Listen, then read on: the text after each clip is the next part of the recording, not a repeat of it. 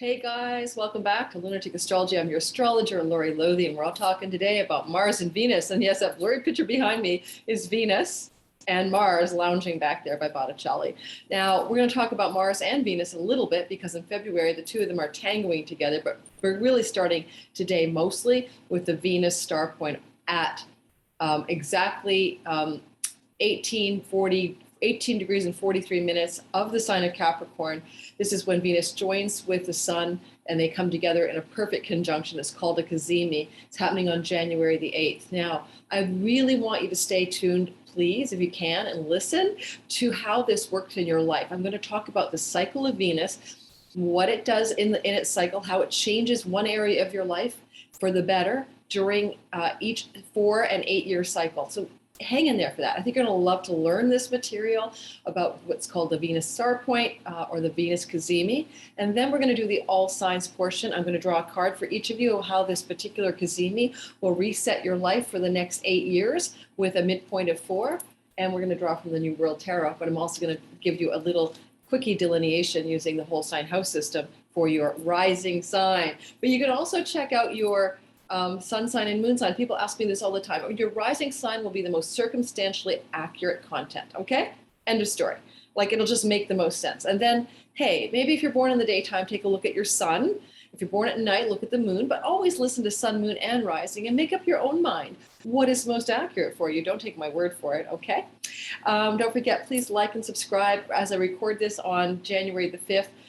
This will be posted on the 6th. It goes early to my Patreons. So if you want to join my Patreon community, check the link below. We get together like once a month for the big meeting and once every 2 weeks for the smaller meetings. And it's very intimate and it's a lovely group.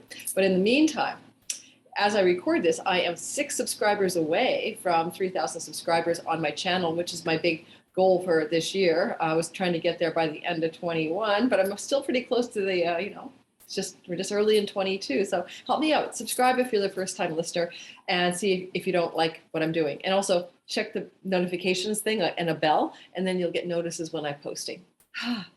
Anything else I want to say before I go ahead and talk Venus and Cazimi? You can jump the timestamps, by the way, in the chapters too. You're all signs if you're impatient right now. But also I want to say I'm doing this course, or I may not be. I didn't promote it in very much, but it's going to be the 2022 Your Personal Abundance 3 classes over 3 weeks on a Saturday with replays available, diving deep into the Venus and other planetary indicators of prosperity in your chart, both natally and for 2022. You don't need to be an astrologer to take this class, but also if you're on this channel and you're listening to astrology and that's the kind of thing you like, you'll probably love this class. And it gives you a map of your prosperity windows and pitfalls in 2022. So you can do this for yourself. Lastly, my earrings, I'm loving these Venus earrings. I got them for the Venus retrograde from a local designer in Vancouver, and I'll put a link to her Etsy shop below. They are so amazingly intricate. Okay, and they're emerald green, which is the color of Venus. Okay, let's get rolling. So first of all, let's talk about what a Venus Cazimi and a star point is. Did you know that Venus goes around her synodic cycle in the sky, in the heavens, looks like a star or a flower? Yes, it does. It's very beautiful. And that there are 5 points on this star, and she goes through 5 signs or 5 points, and she's touching down with the sun. That makes the Cazimi, makes it point of the star. And the current signs where she's doing this star pointing right now in our current day are Gemini, Aries, Capricorn, Scorpio, and Leo, and in that order. Every 4 years, she'll go, star pointing in Gemini, Aries, Capricorn, Scorpio or Leo. The really interesting news about this is what's coming in the fall, in which she's going to star point in October in Libra for the first time in our lifetimes. And this is going to be the edge or the cusp of a new cycle for Venus, no longer dealing in Scorpio, which is a sign of her detriment, but in a sign of her own home sign, Libra. And I love that. So that's starting to emerge in this Venus star point in October of this coming 2022, and she's star pointing at 29 Libra. Anybody who's a Libra rising sun or moon, you're going to really feel this new energy coming into your life. And if you have any planets near that point of 29 degrees Libra or square 29 Libra, you're going to really feel this as well. What do I mean by square? Aries, Capricorn, Cancer, 29 degrees-ish in your chart. Then she slides back into Scorpio, 00 degrees in her star point in 2026. And then in 2030 fall, she's back in Libra for a long, long time. Okay, I think a couple hundred years. Now, before I do your delineations, I want to go more into the heart of the sun storyline. First of all, I'm going to show you a graphic, and I'm coming right back, but I'm going to start off with this graphic, okay? And I'm also going to put in my description box below Ariel Gutman, who is the queen of the star point content. She's the one who like literally, I kid you not, she's the one who literally mastered this as an astrologer. I'm going to give you a link to her website PDF free download, and you can check out where the Venus star points are in the sky as they come forward and where it was when you were born. And that's your particular Venus star point. In this case, I'm talking about the Venus star point closest to your birth time before you were born. For me, I'm an Aquarius Venus star point. Okay, so I'm grabbing the image, but I have to figure out where I put it. So give me a minute. I think I downloaded it to my, I think I downloaded it. So give me a sec, guys. I just want to show you what it looks like. Downloads, and open up my downloads file. Oh, maybe it's in my desktop file. You think I'd have this ready. No, you're getting to know me, right? Like I'm scattered. Oh my goodness. I have 4 planets in Aries, basically. It makes me do things like on the cuff without thinking. Okay, so now I'm going to share with you just what it looks like.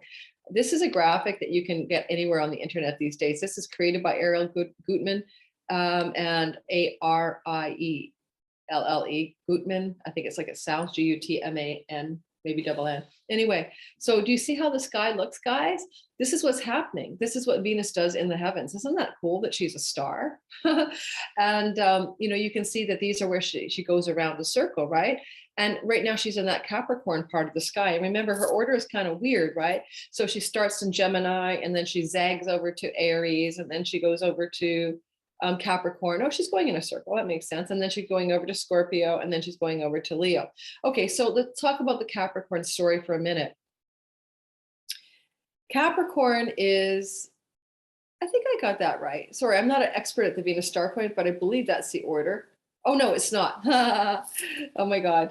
Oh my God. Okay, redo. Sorry, because it's not my expertise. Okay, redo. The actual order in which she is flying through the sky in terms of time, time, is she star points in Gemini, and then she star points in Capricorn. That's why we have numbers there. And then she star points in Leo, and then she star points in Aries, and then she star points in Scorpio. I'm not going to re-record this, so keep that in mind. And like, let me tell you a quick story, okay?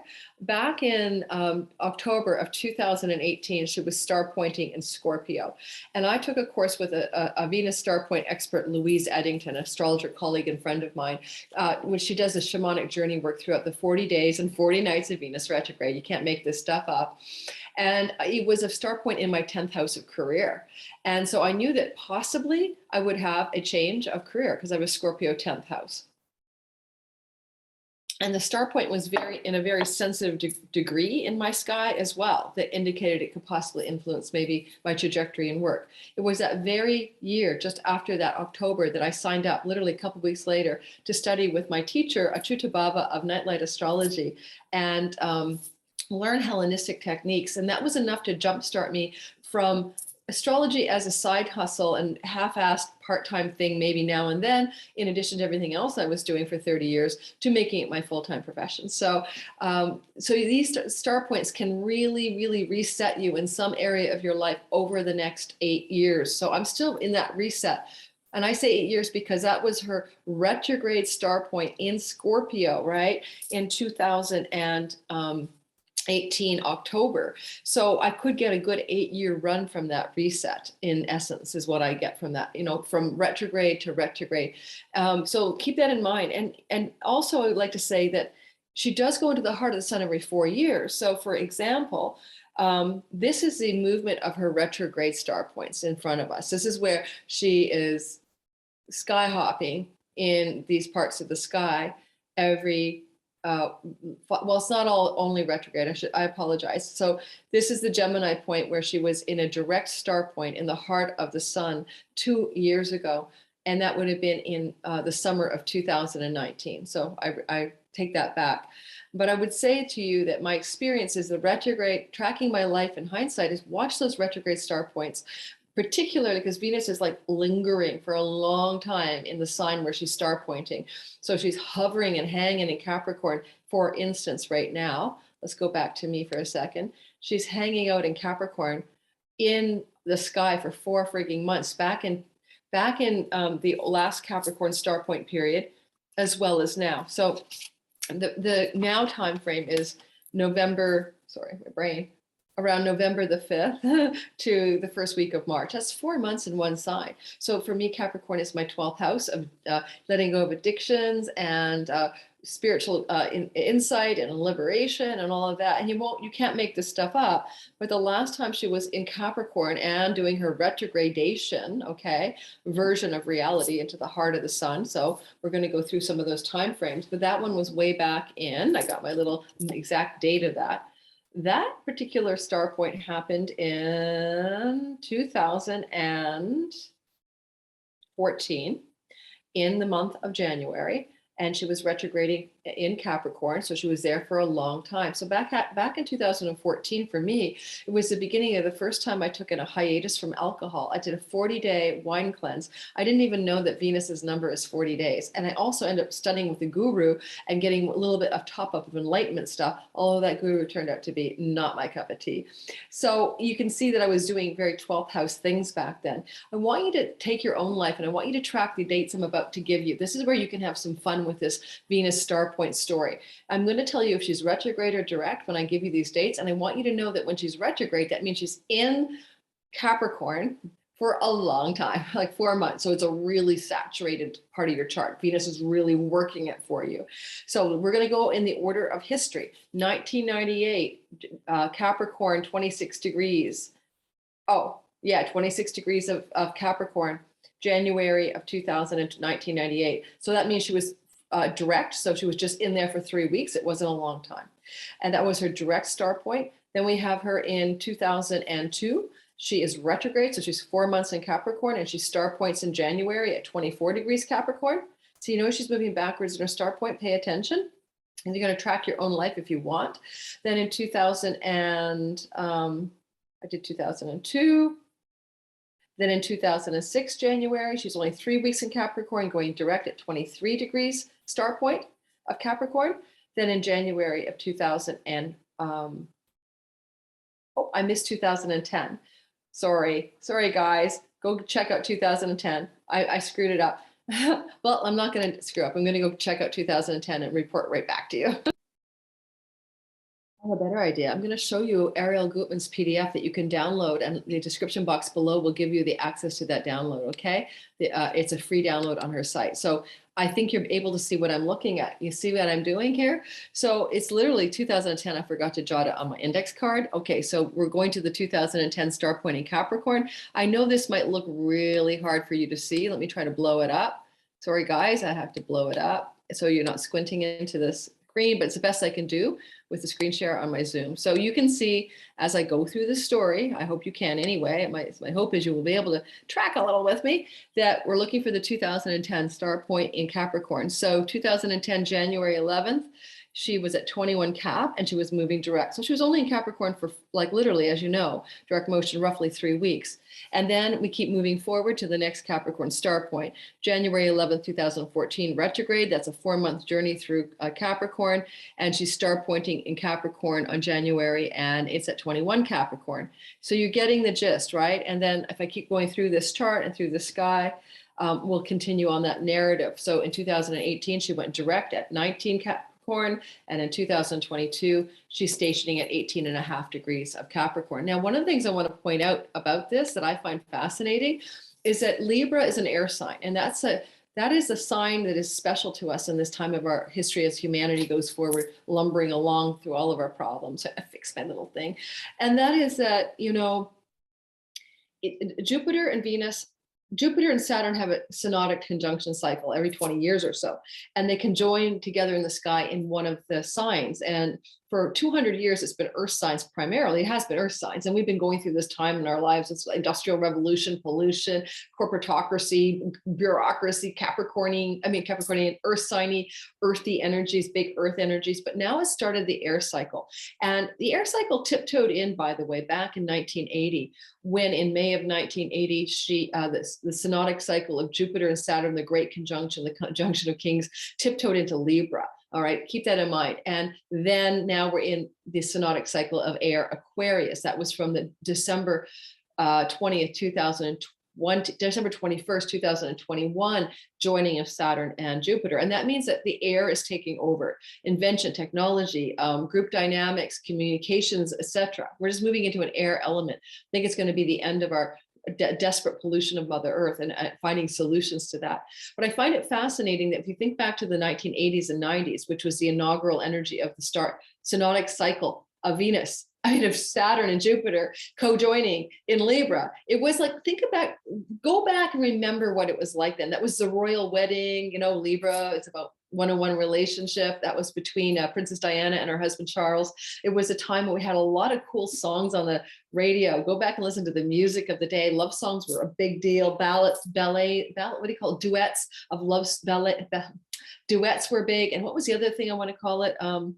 Love ballads were big. So we may feel a little bit like we're returning to the 80s, maybe in the 90s, as Venus is starting next year in Libra, in October at the end of this year, to begin her new starport cycle. And she edges into Libra. Okay, so that's enough of that. We're going to do the all signs, but I gave you the times. Remember, just listen again or go get Ariel Gutman's PDF.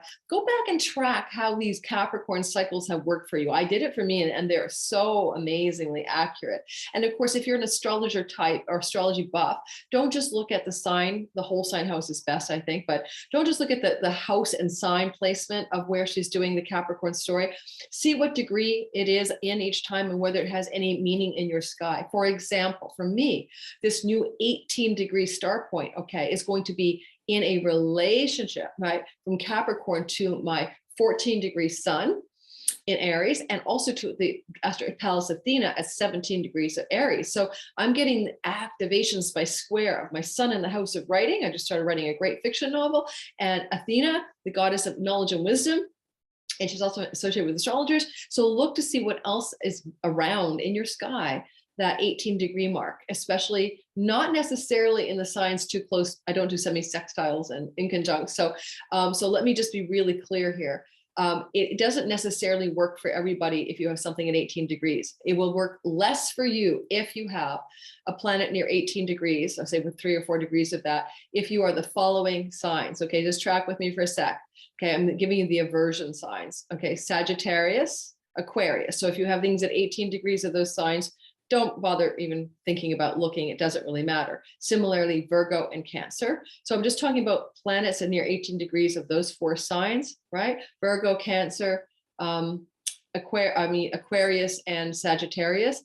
Those are in aversion to the star point and don't really receive a lot of zing and energy from Venus in the heart of the sun. All right, let's go ahead. And just before I go into your all signs portion, I would like to do a short snippet of reading from a book called The Archetypal Universe by an astrologer colleague of mine who I'm studying with, Ren Butler. And I want you to give you like this kind of lowdown on the context of the energy of the Venus-Sun combination together. All right, so let me grab the book and then we'll move ahead to the all signs.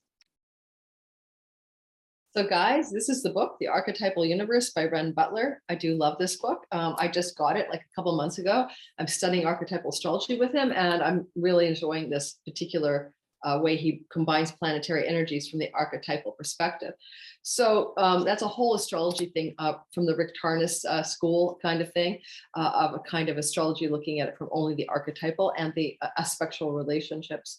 So anyway, here's the principles of Sun Venus. Okay, so we're all coming into this heart of the Sun Venus, right, on January the 8th. And here are the basic principles.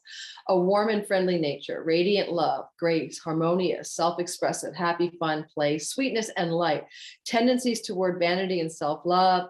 This is the shadow, saccharine style, laziness, passivity, and self-indulgent habits. Now, one thing I want to say about this energy, and he gives some archetypes of the Venus-Sun combination, like Plato's The Beautiful and the Good, Gilgamesh and Enkidu, Achilles, male bonding friendships such as Gilgamesh and Enkidu, etc. Here's what I want to say. In the modern world, we would look at that as those things too. But in the ancient tradition, we'd also say the sun is dying. She's dying. I mean, the Venus is dying in the heart of the sun. She's in the lap of the king. She's in the throne room. Now, it's a special place. It's like, being close to the sun means you're burning up in the rays of the sun, under the beams of the sun. So she's getting close and she's burning up until January 8th. So things aren't so great because she's invisible in the sky. We're not getting a lot of good Venus while she's invisible, okay? It's like, I wouldn't get a haircut with an invisible Venus. I wouldn't start a love relationship with an invisible Venus, okay? Because you're not seeing the big story. She's off duty. So she's getting closer and closer. She's invisible. She's under the beams of the sun. She's burning up. And then on the 8th, she's going to go into the heart of the sun. And then she's going to get divine instructions. That's like the eye of the hurricane, that's where she's in the quiet stillness and she's talking to the divine. She's getting her mission from God. And then she's coming out the other side. And when she comes out the other side of the sun, when she's coming into the sun from a backwards motion, a retrograde, she comes out all of the time as the morning star. And that gives her a warrior nature and a vim and vigor. And I always joke, this is like the Venus flytrap version of reality. Venus evening stars are subtle and demure, and they're kind of attracting people with their nectar and fragrance, whereas the energy of the morning star is more warrior-like, more go-getter-like. It's more Lady Gaga or Madonna instead of, like, say, Anne Murray, who probably don't know who she is, or think of some soft songstress, who just sings lovely songs. So one thing I'd say for the world, it's not always great when Venus comes out the other side of the sun in her warmongering Freya, the warrior energy from Greek Norse mythology, because she will be collaborating with Mars at the end of February, and they're going to be hanging out together for 2 weeks. I'm going to do another video on that, and that could Mars exalted in Capricorn with a morning star Venus when she's visible. That could be quite contentious. It could be like war drums are beating for the world, which I've already predicted. There's going to be a war in 2022 because of Mars heliacal rise and his attention to detail there. All right, so let's get away from all of that back end stuff. Just know that Venus is going to be coming visible again after she leaves the beams of the sun, after she dies in the heart of the sun on the 8th of the month. She's also retrograding until the 29th of January, meaning that both the retrogradation and the invisibility make her not as useful to us in a way as she would be as if she was visible and direct. So all the things I'm about to talk about in terms of this reset of your life based on your sign, I want you to contextualize that to thinking about pushing it out into its meaning after at least the end of the month when she is out of retrogradation, so into February, and becomes visible in the sky again. Alrighty? Also, I'd like to add to that, she may be technically 15 degrees away from the sun and thus potentially quite visible in the sky around the 3rd week of January, but it depends on where you live in the world, latitude and longitude, etc. So, but technically, I still think when she's retrograde until the 29th, a lot of the promise of the Cazimi or the star point is not really fully realized or becomes available. When I think back to some of the stories that I'm telling you now, like how I quit the wine for 40 days and then how I met a guru. Yes, that was all happening in January of 2014 during her longer retrograde, but I really didn't kick in to that sort of cleansing thing until later in January. And the whole guru thing didn't really mobilize until January, February into something significant. So, there was a delay. So I think there is a delay in terms of what the real promise is. Okay, let's do the all signs, okay? I'm not going to show you the sky because I don't think it's necessary. I'm just going to talk about it per sign. I'm going to draw a card for each sign. I always say I'm going to do that and I forget. I don't know if you guys know this, but I've been reading tarot cards since I was in my 20s. My first deck was a Salvador Dali tarot deck that was gifted to me by my then husband, and we lived in Manhattan. And I still have the deck, which is amazing that I haven't lost it or something bad happened to it. So I'm drawing from this card deck called the New World Tarot. Now, let me tell you, I am in love with this. And if you're a tarot junkie like I am, I used to have like hundreds of decks, and now I had to move, so I pared it down. I think not only do I love the artwork and the size of it, they're big, big cards, sorry. But she's really got a contemporary spin, like her lover's cards. I think she has 3 of them in here anyway. Oh no, she does. She has 1. But I don't know. Her lover's cards have like male guys hugging and stuff. Like, it's very okay. I'm just going to admit it. It's a very left-leaning liberal type of deck. Okay. All right. So I'm going to go ahead and do the all signs, and I'm going to Start with Aries. I am going to do that, but give me a minute while I line up my back end chart. It helps me to do it that way. I like to see the sky while I tell you guys stuff. So Aries, let's draw a card. What is this Venus star point resetting in your love and money story or your values story in your life during this Capricorn reset? Reminding you that 18 degrees is a hot spot in the sky of Capricorn. Planets there. It's going to be more intense. Planets angular, more intense. Okay, I already told you angular, right? The Aries, Libra, Cancer, Capricorn, Cancer axes are particularly hot if you got planets near the 18 degrees like I do. My sun at 14 and my Athena at 17. Okay, a card for you guys, and then I'll tell you my astrological lowdown. Okay, so first of all, the card is Venus in Taurus. You can't get any better than that one, right, guys? This deck calls it Venus in Taurus, and it's called the Messenger, but in a normal tarot deck, it's a major arcana known as a Hierophant. I never knew how to pronounce that. And it's like the high teacher, the high priest, the shaman. It represents rebellion and from authority, and it can also, because it's a 5, it can also represent big change in your life, but also it could bring you in touch with institutions that are important, like universities or learning and teaching as well. Now, for you Aries people, sun, moon, but especially rising sign, the Capricorn zone of your sky is your career place, okay? It's your 10th house of your reputation in the world. And with the Hierophant there, you may be making some significant changes in your career direction over the next 8 years as the star point resets some area of career or how you make money in your career. Now, also look back into the past, what happened back in 2014's retrograde star point. Also know that I should have said this earlier, the first 9 months after the star point are the most full of the gist of what the change is. Okay. So that first 9 months afterwards, you're going to know, okay, what the change is. I'll have to repeat that for all signs because I didn't say it for everybody. The other thing I'd say is that Venus is the goddess of love and the 10th house is your reputation. So for some of you Aries, it could be a change coming up, like single to not single, married to unmarried, living together to engaged. That kind of shift of your status in love could be pending in the 9 months from this particular star point, and of course unfolding a narrative for about 8 years. Now, anything else I want to say about the Capricorn place? You know, Aries, I have Aries, Sun and Moon and Mercury. We take our career seriously, right? Capricorn, serious, hardworking. I'm a workaholic, guys. So even as just an Aries sun moon, I know that I can say that there's a lot of energy I put into career when I'm on my thing, when I find what I want to do, to the point where I do become a bit of a slave. And Venus is the opposite to that. She's the goddess of pleasure and joy and enjoyment. And now in Capricorn, she's got boss babe shoulder pads and she works really hard and she gets things done. And she's very commando of the businessy stuff. But also reminding you that during the retrograde until January 29th, she may be asking you to reassess your work ethic and to remember that if something doesn't bring you joy and fun and pleasure, it's probably not going to last. So she might dump and jettison some things from your life that you really don't need in your work environment, okay, or with the type of work you're doing. Lastly, Venus in your 10th house star pointing could be a change in the place you work regarding a female, like an end of a female, like boss or someone in the workplace leaving, especially with Pluto close to Venus during all of this.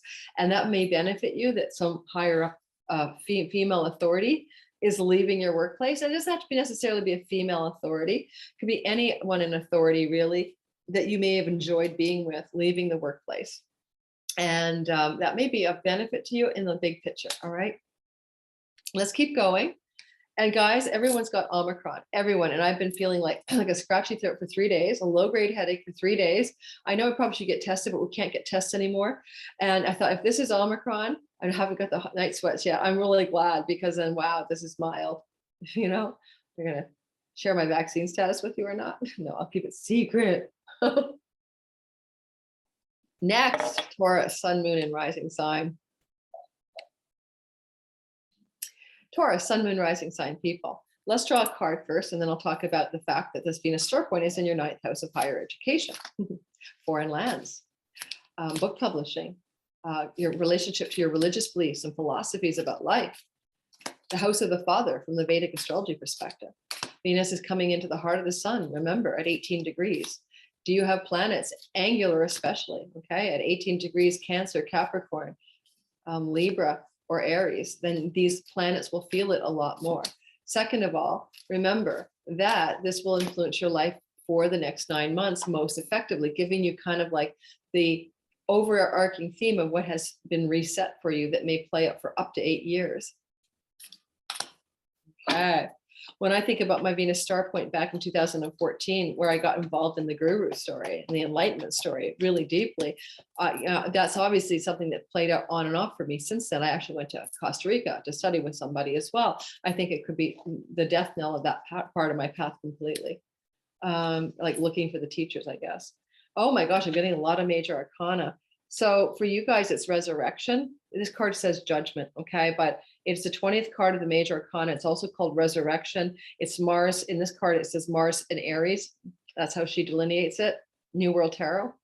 Now, let me say something. I love this card. These are angels trumpeting where people normally are rising from the dead. I mean, her graphic is different.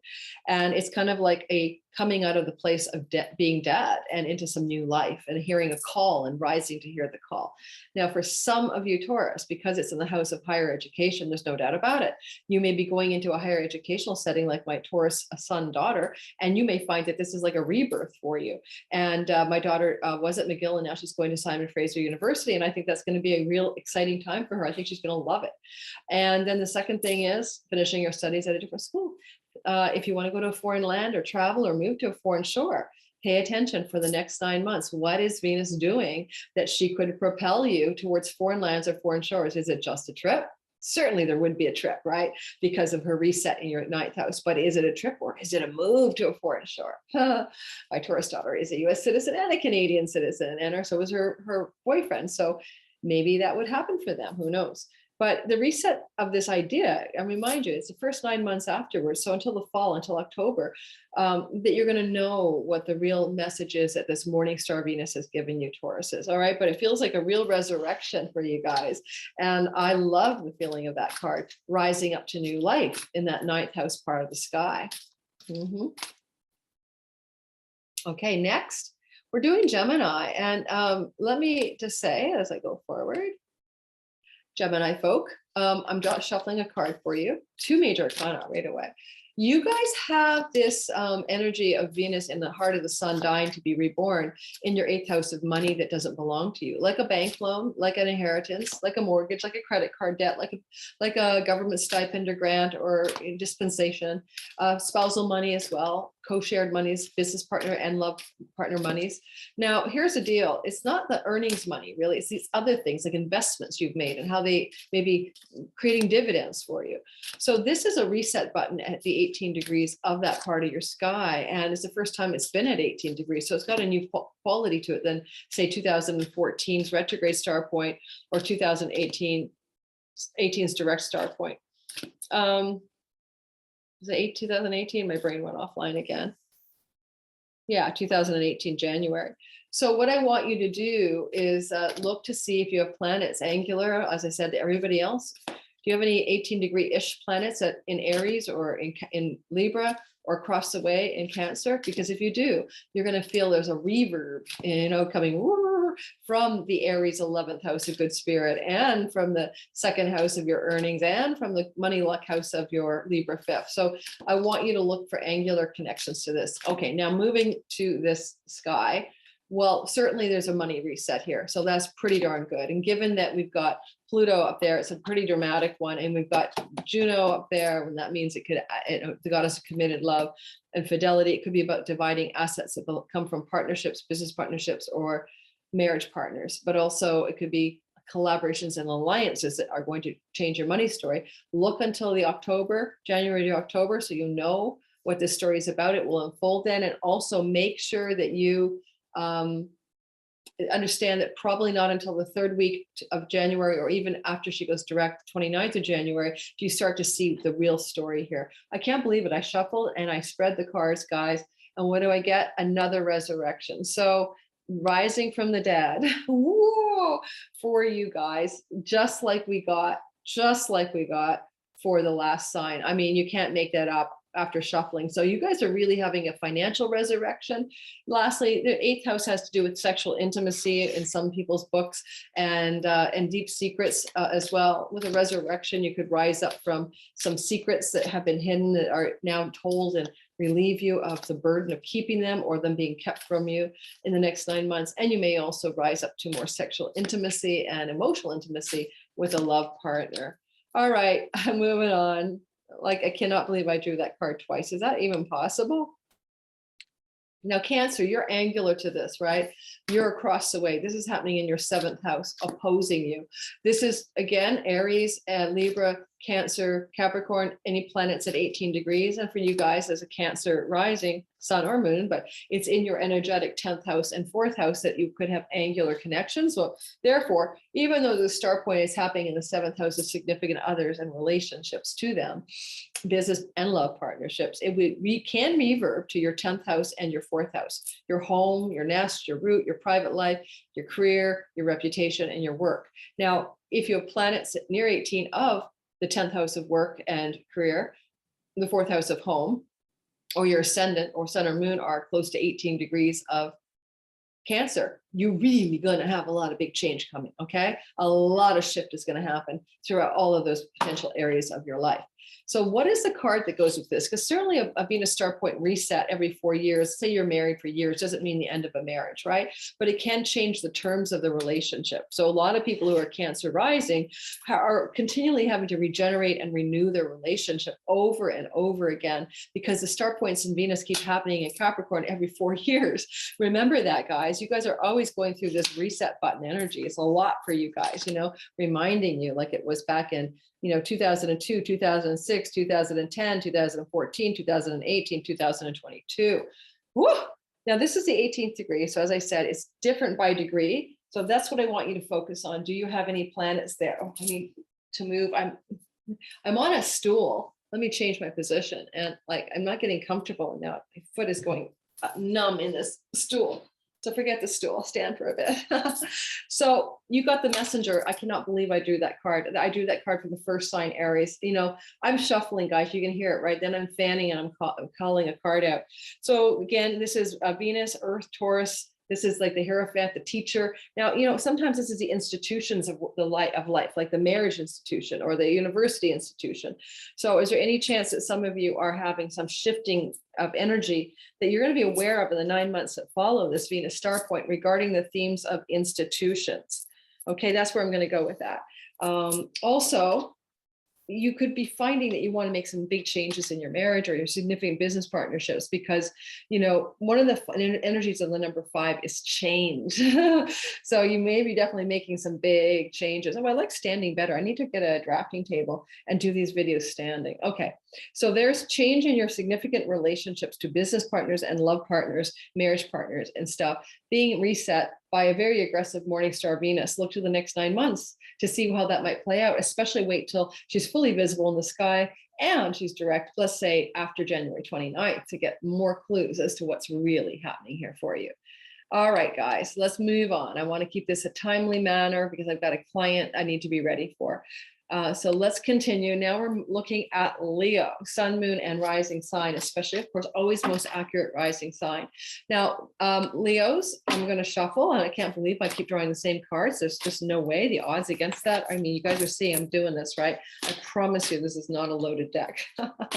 So let's get going. And so for you guys as a Leo rising sun and moon, the start point is in your work house and your health protocols in routines. That's your 6th house. It's also kind of a karmic debt house in a Vedic astrology sense, where you kind of load up what you need to be of service to the world for in order to pay off your bad karma or to resolve your unbalanced karma. So for you, the card that goes with that 8, that work house, and don't forget it's literal, right, Leo? It's changes in the workplace with employees, colleagues, coworkers, or the boss, that kind of thing, or the routines of your work. The 9 of Pentacles. Okay, finally we broke out of the major arcana. So the 9 of Pentacles is a money card. And so I always used to jokingly call it the rich bitch. And basically it is all about Venus and Virgo in this deck. It's funny, it's Venus in her detriment, but anyway, in her fall. But nonetheless, self-sufficiency is a key word. Now, this is maybe trying to point you towards something about your work routines and habits that could create greater financial self-sufficiency. And with Venus doing that, she is the goddess of money. She's got boss babe shoulder pads in Capricorn. She's really good at self-sufficiency. With her doing that for you over the next 9 months, really, and you'll start to see evidence of that in February, you're looking at a reset in your financial story. And it may be really exciting between now and September, October, as this really builds up momentum and reinforces your money story, maybe for the next 8 years. So pay attention to how also your health is, because it is a house of sickness, and the sixth house can be about improving our health. And Venus would say, if you're going to improve your health, do it in ways that you enjoy. Don't take a hot yoga class that you despise. I did Bikram's yoga for years and I actually hated it, but because I felt so good afterwards, I kept doing it, but I hated the class. So you don't do that. And Venus is like, no, I'm resetting you here. Find an enjoyable health protocol, exercise plan or something, but don't do something you hate. All right. But it seems mostly be a great financial reset for a lot of you Leo, sun, moon, and rising sign. Pay attention, watch yourself get really rich, richer. Okay, moving forward, I'm sort of half-assed sitting. Yeah, guys, I can definitely feel it. Like for the last 3 days, scratchy throat, low-grade headache, not a big one at all. But I mean, Omicron is so contagious, like just going to the grocery store, even though I'm wearing an N95, I'm not diligent. I don't think, you touch your groceries, you touch your mask to take it off. I only have one N95. Good luck getting those on the internet. So, then, you're not supposed to keep reusing them. So I don't really care if I get Omicron, but I'm just saying, definitely have a scratchy throat for the last 3 days. Definitely have a really low-grade, super low-grade headache. Okay, moving on. I kept trying to tell myself it was the detox from the wine because I'm off the wine for the Venus retrograde. I don't think it is. All right, moving on. Oh, thanks for listening to me and babble away here. Virgo, sun, moon, and rising sign people. Now, Virgos, you guys have an affinity with Venus in a really weird way. When she hangs out in Virgo, she's in the sign of her detriment, her fall. So there's a weird relationship between all you Virgos and Venus. You host her energetically, even though she doesn't want to be with you. That's kind of weird. So the thing I want to say about this for you guys, it's a romance story. It's in the 5th house of romantic love. A lot of you, if you're a single Virgo, sun, moon, rising, and Venus is retrograding there. First of all, you're going to have old lovers come out of the closet and get in touch with you. No doubt about it. Boyfriends, girlfriends. Second of all, you're going to have a life in which she's continually resetting your buttons in the house of romance, right? You've already had that, recycle of the romance story as she keeps repositioning herself every 4 years in the heart of the sun in your house of romantic love. So there's definitely going to be a shift in the primary love relationship if you're with someone, and maybe someone new coming in after she becomes visible and out of retrogradation in February. So a lot of you Leos who are single could find yourself in a relationship, but those of you who are with somebody, you're going to change the nature of the relationship. It's going to have an upgrade, and Venus is going to go direct, and it's going to be very exciting, aggressive morning star energy. So maybe you will get what you want in the relationship. Maybe you want to be married to that person, or you want to live together. You could push for that and get that romantic story up leveled a bit during the next 9 months, or it just will up level itself. The other cool thing about Venus in this part of the sky is also the house of your joy and your inspiration, and she's the goddess of the arts. So if you're artistic Virgo, sun, moon, or rising, all of a sudden your artistic muse is going to pick up steam in the next 9 months, okay? Until the fall. Suddenly she's got new life. She's morning star, she's spa, she's Lady Gaga, she's going for it. And you could find yourself very excited by your creativity and your inspiration in any of the art forms you may be practicing, including performance, because the 5th house is the house of the stage. Lastly, this is babies and baby making. Be very careful if you don't want a baby. She just reset her buttons here in the house of pregnancy, and you or your partner may end up with a pregnancy. If you don't want one, be cautious. She's a morning star. She's going for what she wants, and Venus may want to conceive a child in this story. So keep that in mind. And so I would say that watch out, especially as she goes out of retrograde after January 29th until next October. With your birth control, be very careful. And finally, this is a money luck house from lottery tickets and casinos and gaming and stuff like that. And also speculative and super risky investments, and if you want, you could perhaps be very lucky in that regard. So take some chances, but don't break the bank. Here's your card. I forgot to draw one for you. Sorry, guys. And here's your card for you. Virgo, sun, moon, and rising sign. Am I still on the screen? Because I'm looking at the astrology chart and I'm sort of squatting, half squatting. Oh, pull out my top. I wasn't looking at me. Oh, the teacher. So she calls it the teacher. Other decks call it the emperor. She gives it a Mars and Aries vibe. Okay, so this is about financially building a foundation. This is about material resources. This is about being a king of your kingdom. So a lot of you Virgos are going to do a lot of foundation stabilizing, you know, shoring up your resources, your financial foundation. This is also the archetype of the father and the king. So for some of you Virgos, your father relationship is going to be pivotal in the next 9 months and possibly connected to your resourcefulness because Venus is in a money house. Now, I don't want to worry you, but the fifth house is in a relationship called a square to the house of inheritance. And for some of you, if you have an ailing or elderly parent, father, it's possible there is a bequeathment in the next 9 months. Now, possible, not for sure, just going to tell you all possible stories. But nonetheless, the emperor is a very stabilizing energy. And it's about getting, you know, things into form from your highest imagination, including your financial stability and resource stability as well.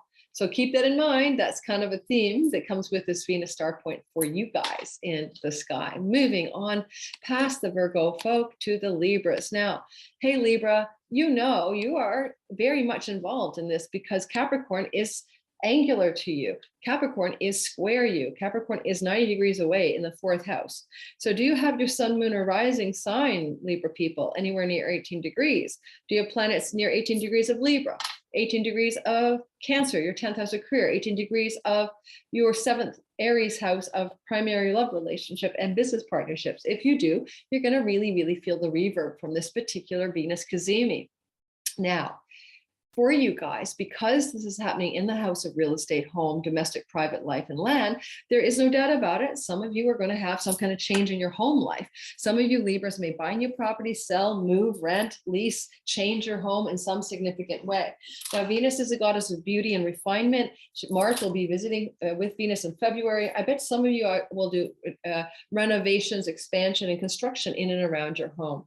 But the bigger picture over the next 9 months, especially after her direct motion, January 29th, through Venus's direct motion to the end of the till next October, is going to involve a significant change in your home life, either where you live or conditions in your home.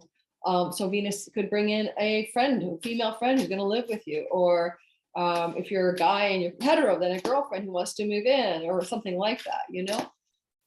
Or love in the home, nesting in the home in a new way, you know, some new love story that, you know, maybe it's about a new decision to cohabitate with someone you're with. Now, I'm going to draw out the card that goes with this Venus in the fourth house of your home. Lastly, your ancestral line, okay, is very important here. Your maternal line especially, but just the ancestors and family of origin is a fourth house narrative. And so you may be, as she's resetting here, resetting your relationship to your parents, to your family of origin, to your family of origin's ancestral line, narratives, beliefs, and structures. Now, the card I drew is the Eight of Pentacles. This is, funny enough, a building card. Someone's normally in the Eight of Pentacles, she says it's Sun in Virgo, very practical, a lot of life force energy going to the Sun Virgo quality. Basically, the Eight of Pentacles is usually a picture of someone cobbling something together, like construction or hammering, or doing some shoe repair. It has to do with building something up, typically building up one's wealth or one's resources or one's business expertise. So gaining developing a business, a mastery over finances or stuff like that. So that kind of fits with what I said around the resourcefulness in the home, maybe buying a home, selling a home, building, constructing, renovating a home, things like that. But if you do, it's in play for 9 months.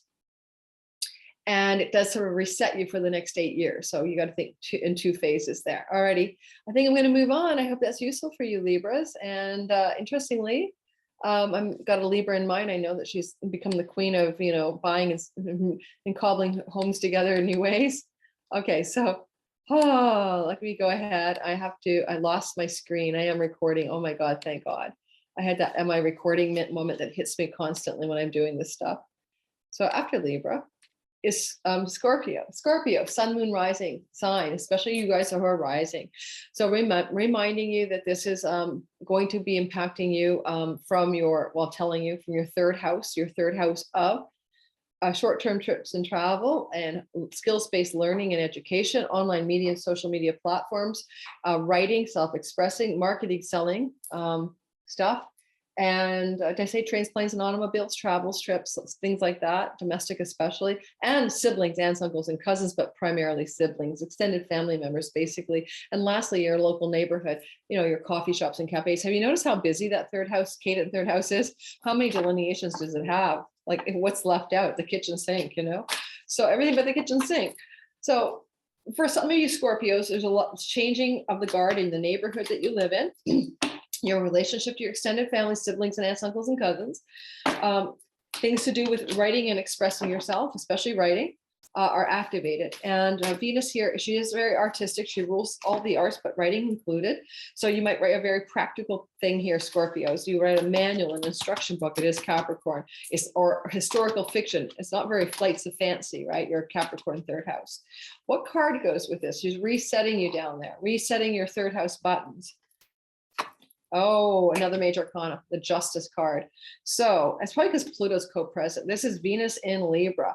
Well, for that could be writing a book. Venus in Libra, library, Libra book. Some of you, Scorpio, Sun, Moon, and Rising, indeed, may be writing a book. Capricorn would be historical fiction, memoir fiction, how to narratives and stuff like that. But I do like the Venus in Libra, and Justice is about your karma, the balance of your karma. It's about things that happen from a fated perspective. It's about the scales of justice, really. So there's a very sense of a fated quality over the next year, 9 months for you guys until October. And also really pay attention to anything that inspires you while she's still here until March the 5th, because, you know, when I see Venus in someone's third house, quite often they build an amazing website, they create a new social media account and they go creative with it.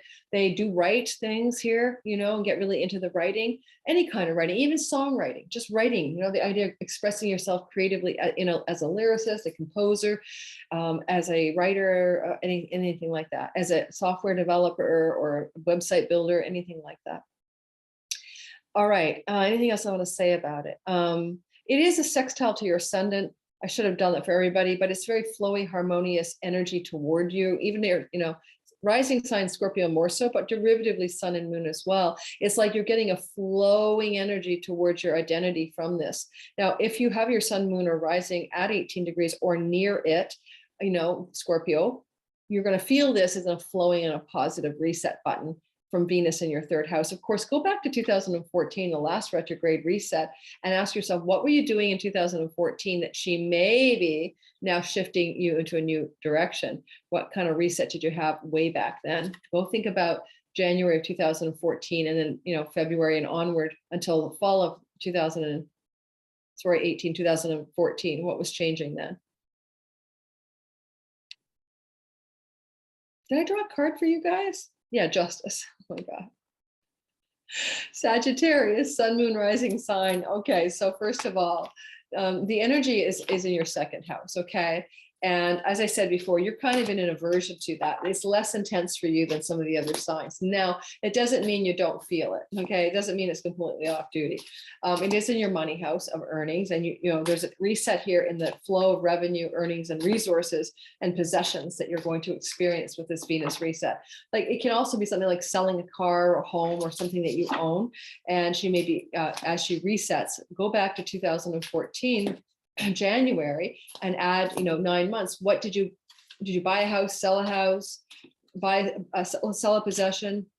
Did you get more money coming into your life? Remember my Sagittarius ex-husband, Sag Sun, got a job then. He's still in today. So now that he's having the second house reset for his earnings, it may be the end of that, for example, right? Now something new is coming in. I am going to draw a card for you, Sages, around this money, voice, vocation, earnings, and possessions potential shift. Okay, the Knight of Swords. This is like one of the few cards that hasn't been like really, you know, classic, you know, big stuff. So the escape plan, the escape plan. I love that she calls it that. All the knights are moving, except the pentacles, which move slowly, like almost not at all. But knights are forward motion, moving in a new direction. I love she calls it the escape plan. It's just a great name for it. What are you needing to escape from in your earnings story, in your possessions and resources story? So again, what possession do you need to divest of? What new ones do you need to take possession of? Where will your money story change? Go back to 2014, ponder, ponder, ponder what was happening there. How did things change? Do you have any planets near 18 degrees of your fifth Aries household sign house? Do you? Then you could get some really good money luck as well. Even though you're changing gears, there could be a feeling of money fortunes flowing in your direction. You know, it could feel very positive to you. And if you have any planets near 18 degrees of Cancer, you may receive an inheritance or a bequeathment, for example, or money from spousal support or shared resources as a way that this next 9 months plays out. And if you have any planets near 18 degrees of Libra, well, you could be experiencing some benefits from allies and friends or some great gains from your career, including buyouts and stuff like that, or payoffs to leave, or because the escape plan makes me think a lot of you guys are getting ready to shift gears in your work and resource management, maybe new job, new vocation. And getting along here, guys. Capricorn, sun, moon, and rising sign. So Capricorn folk, you know, this is your, you know, star point. I don't know how it's been to be, you know, a sign, especially rising signs, but sun and moon as well, in which every 4 years Venus is going into the heart of the sun and resetting the narrative of who you think you are. If you want to go back to the bigger, longer reset button as she retrograded into the heart of the sun in January 14, you're going to find you might be able to pinpoint how your identity began to change. So a Capricorn person I know had gone from retirement to back into the workforce then. And that was like a big shift of identity in 2014. So I want you to think about, you know, January 14 through to October, what big changes happened that kind of are still playing out or unwinding until now and about to change again. If you have planets, sun, moon, rising, especially at 18-ish of Cap, you know, a few degrees on either side, this is a very big reset for you. It's the first time Venus has been in the heart of the sun at the 18th degree. Don't forget she's moving down. If you've listened to the beginning of my recording, go back and listen, especially because they're a Capricorn. She's been moving down through time, you know, she was at 26 Capricorn way back in 2000 and she was 24 Capricorn way back in 2002. And 26 Capricorn in 1998. So she's coming down through the degrees. So this is really impacting you Capricorns closer to the 18th degree of Cap rising or sun or moon. You can expect a reset. There's no doubt about it in who you think you are. I like to think of the first house as the I am house. I'm a wife, I'm a mother, I'm an employee, I'm a business owner, I'm an entrepreneur. It's the I am. How do you identify yourself? So, you know, I gave you the example. I am retired, I am working, you know, that I'm in the workforce, I'm a boss, whatever. That was my Capricorn ex-husband, Capricorn rising. And I don't think that this is a subtle shift. Anytime this happens for you, it's going to be a big one. That same husband I'm mentioning, my ex I'm friends with, he went into the workforce in 2014 and he's retiring out of that same company in 2000. He plans to anyway in 2022. And this Venus reset in his identity house would support that. Let's draw a card for you Capricorns who are resetting your identity for a new 8-year all about you version of you. Okay. Because Juno, the goddess of marriage, is sitting here. If you're a single Capricorn and, you know, we got Juno hovering beside Venus during all of this, you may find yourself in a brand new relationship. But if you're in one that you don't like and it's not working in the next 9 months, that significant relationship, marriage, or just, you know, committed relationship could close out and come to an end. Okay, moving into, by the way, if you're a Capricorn rising and Venus is, you know, 4 months in your first house, it's a great time to get a new refined wardrobe or to do a cosmetic procedure when she's direct, okay, after the 29th. That is very subtle, very refined, very elegant. The 10 of Swords. I didn't draw a card for you already, did I? No. Look at the guy with his swords in his back. Oh my God. A sun in Gemini, rune. It's called rune. Okay, I don't want to be too intense, but Pluto is there, Venus is there, Juno is there. Okay, so for some of you Capricorn rising, especially, death of some situation, death of a relationship. The rune card doesn't have to be all that bad. This card is kind of a dire photo. In the real tarot, the Rider-Waite, the guy got it like a a signal that all is actually well. It just appears that like there's been a major backstabbing ordeal. All right, so this is a card of death, though, like it's an ending of some sort. It's peaking out at a 10 so that something new can begin again at a 1 or an ace. So you're coming to a culmination, a completion, a fruition.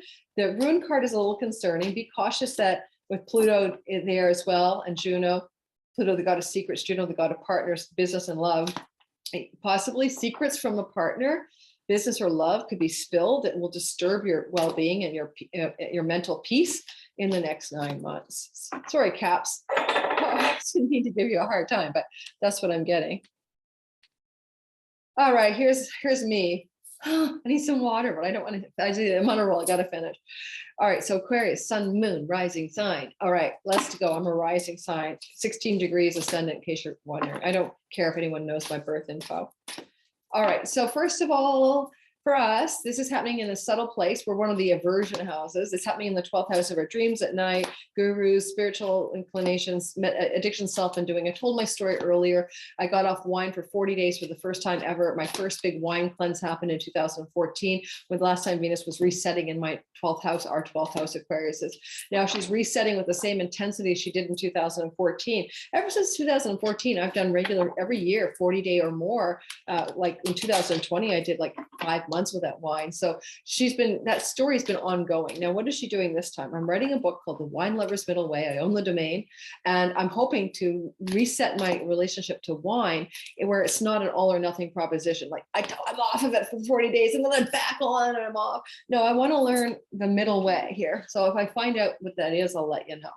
So it's also gurus and spirituality and moksha and liberation. So I started writing my enlightenment blog again. I started, well, not the blog, The Awakened Dreamer, but I started a new newsletter called Grace Bolts, where I write about enlightenment topics. I think I'll put the link to that below for future videos in case anyone would like to hear about that stuff from me. If you don't know, I had a couple major enlightenment episodes in 2011 and 2018, and my blog is called The Awakened Dreamer.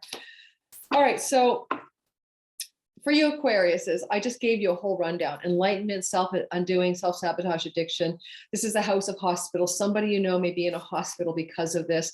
The last time Venus reset here, my ex-husband, first ex-husband, father of my children, that 17-year marriage, ended up in a coma in the hospital. So that did play out. So for some of you Aquarius, is someone you know may end up in a hospital in 2022, especially in the first 10 months or so. Okay, what's the card for you guys? Aquarius rising. Whoa, I like this card, the 8 of Wands, Mercury and Sagittarius. Ooh, because the vibe is Mercury and Sagittarius is in detriment, but it's almost like the free for all, spinning out ideas. I always joke that Mercury and Sagittarius is like giving out the memes and the slogans, like go big or go home, or just do it, but not telling you any instructions about how to do it. Mercury is a detail guy, but he's not allowed to give you details when he's in Sag. So the Mercury in Sag, or the 8 of Wands, is about fast forward motion. Things are accelerating, things are exciting, spiritual energies are picking up. Wands are about the spirit, and the creative impulse is picking up as well. Venus can help you download creative ideas from your unconscious or the collective unconscious or the Akashic records when she's in your 12th house. And the 8 of Wands can be a really exciting time where the muse is shouting at you and you've got like to take dictation as fast as you can. I'm finding that since she went retrograde. I'm writing a novel, and I'm not going to tell you the name of it, and I'm writing chapter 4 now, and it's just flowing out of me. So Venus retrograding in the 12th can be a very deep level of connection to the muse. And in fact, the story that I'm writing, the novel, came to me in a dream during the Venus retrograde. So the 12th house can be things that come to us in our dreams at night. Lastly, the 12th house is bed pleasures, and she's resetting your bed pleasures. Now I'm going to, without being too TMI, back in 2014, I had a celibacy patch, okay? I was having this spiritual awakening stuff going on, and then I hit this complete disinterest in sex. Like I couldn't care less about sex. Like what the F, sex, Poor husband at the time. And so what happened was that I turned off of sex. If I had to do it, it was a duty, and then I became disinterested, more disinterested. Now, because it's a bed pleasures house, in the ancient tradition, you could find that some of you Aquarius is like, I've been celibate more or less since then, on and off. I mean, really mostly celibate. And it's possible that it can turn around. For some of us now, it could go the other way. Or if you've been like a sex fiend and you're Aquarius rising, you could go into a period of turning your bed pleasures into like a, an ashram, or into a, into a holy temple instead of into a bordello. So my bed pleasures went in one direction in 2014's reset in my 12th house. Let's see what happens in the next phase, and for you as well. And the Eight of Wands can be about passion, so that can turn around for some of you as well. Okay, moving next to Pisces, sun, moon, and rising sign. Now, last but not least, you guys, first of all, bless you for your Jupiter transit right now. Jupiter will be going through your first house until mid-May, and then the last couple of months of the year, giving you greater health, vitality, expanding your luck and opportunity, making you feel like you're the king of your castle or queen of your kingdom, that kind of vibe. That aside, we still have a star point, and it is happening with Venus in your 11th house of good friends and social friends, like larger friendship networks of people who want to help you and benefit you, groups of belonging by shared commonality, like a belief or a goal.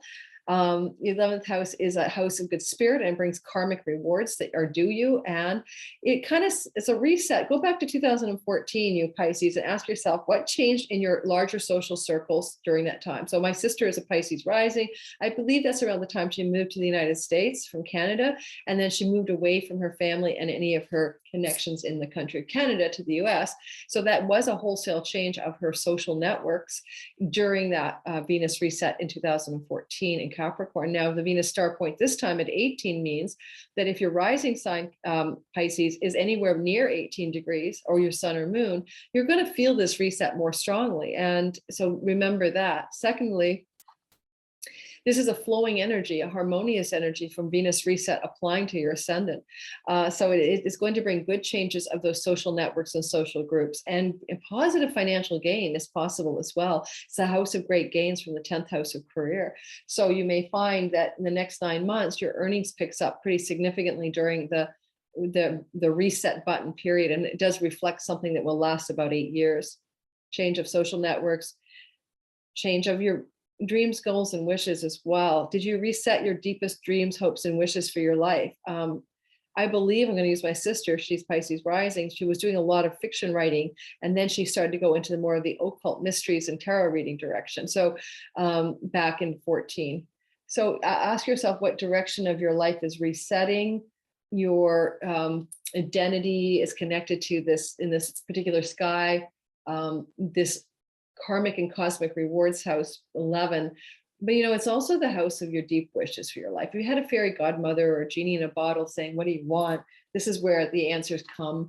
And you may be resetting the answer to the question, what do you really desire? What are your deepest hopes and wishes for your life? And you may be surprised with this Venus retrograde by the 29th. A lot of you Pisces may be surprised by a new awareness that the old goals no longer fit you. The old dream no longer suits you, that you're squished in an outfit that doesn't fit you anymore.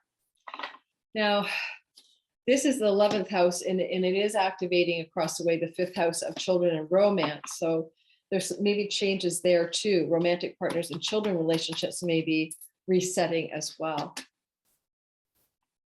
Your card, Pisces, is the King of Wands, the Throne of Fire. Now, this is a very interesting card for the 11th house. First of all, it's fire, okay? Let's talk about that. That means it's all about initiative. It's all about taking responsibility and going for it. It's about taking bold action. It's about starting, initiating new things. The king is about being a sovereign, about being the master of it. It is a spiritual energy, the wands. Do you want to master some kind of spiritual discipline? It's also about creativity. Are you in touch with your creative energies, especially the inspired, divinely inspired creative energies that the King of Wands can represent? Now, lastly, men can be the King of Wands, and there may be a man in your life that is going to be a part of this reset. So a new beginning with that man or an ending with that man that's going to play out over the next 9 months. What kind of men are wands? They're very performancy, very flamboyant, very creative, almost like actor energy, you know what I mean? Motivational speaker energy, a big flamboyant energy like that. Okay, so that's about it, Pisces, Sun, Moon, and Rising sign people. I hope you enjoyed this reading about the Venus reset. Check all of my links in the description box below. Please like and subscribe my video if you listen to the whole thing through. Thank you for staying around. Mwah. And help me get to 3,000 subscribers. I think I'm 6 away on the day of recording, January the 5th. All right, I am recording. Yay. Bye, guys.